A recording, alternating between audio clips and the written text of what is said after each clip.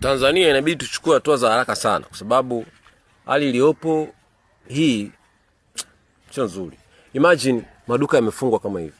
Pale mbele unaona ni kuna mapolisi, kuna beria, mtu anaonyesha kitambulisho, ujieleze vizuri. Sasa kwa mfano hawa majenzi wakisema kila wiki wanataka kuandamana, kila wiki wanataka kuandamana, itakuwaje? Yaani kila wiki wao wanapanga maandamano. Maana yake tayari watakuwa wameshinda. Kwa hiyo maana yake watakuwa wameshinda. Wake hii hofu yenyewe tu yani ni problem. Imagine watu saa 8 sasa hivi watu wako ndani. Ndani yani jua kali, Dar es Salaam jua kali, hakuna maji.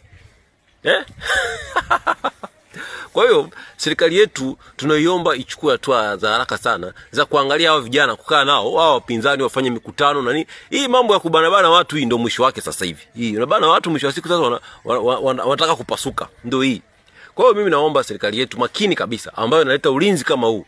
Maana ulinzi huu wa polisi na majeshi ni mzuri, lakini sasa tunaelekea wapi? Kwa hiyo serikali yetu tunaiomba ichukue hatua za haraka sana, emergency actions kusolve hii kitu.